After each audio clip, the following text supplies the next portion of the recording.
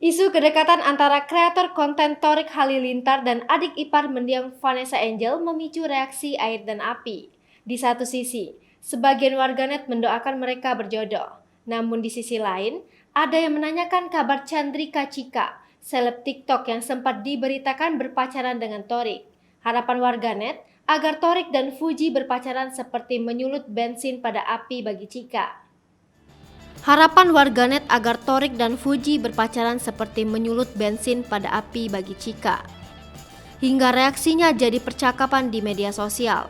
Namun, di tengah kabar itu muncul jejak digital lama yang mengulik kisah kedekatan Thorik dengan Chika. Pasalnya, potongan video Thorik menyebut Chika yang mendekatinya duluan kembali naik di TikTok. Pada konten ngobrol asik bersama Azriel Hermansyah yang tayang 10 November 2021 lalu, Thorik membeberkan Chika yang mendekatinya duluan. Keduanya pertama kali bertemu dalam podcast Atta Halilintar. Sebenarnya aku nggak suka deketin dia, I don't make the first move sama dia. Jadi kebanyakan dia yang gerak duluan ngajakin ketemu. Karena aku sering olahraga, lari pagi, sepedaan, gym, nah dia sering ngajakin bareng, ujar Thorik. Di podcastnya Bang Atta, di situ kita ngobrol dan lain-lain, tapi tidak ada kelanjutannya, cerita Thorik.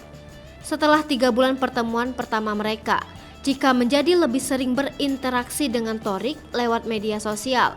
Sejak saat itulah hubungan Thorik dan Chika menjadi makin dekat.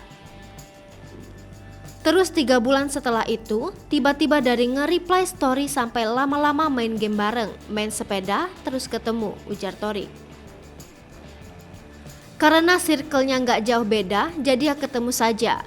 Dia ngajakin bikin TikTok, terus banyak yang komen cie-cie, lanjut Thorik. Namun ketika disinggung soal status hubungannya dengan Chika saat ini, Thorik tak menjawab gamblang. Thorik orangnya nggak pernah nutupin kok kalau lagi deket sama cewek, ya udah jalanin aja. Potongan video itu dikirim ulang oleh akun gosip Instagram @lambegosip Senin 20 Desember 2021 dini hari. Melihat potongan video itu, begini reaksi warganet.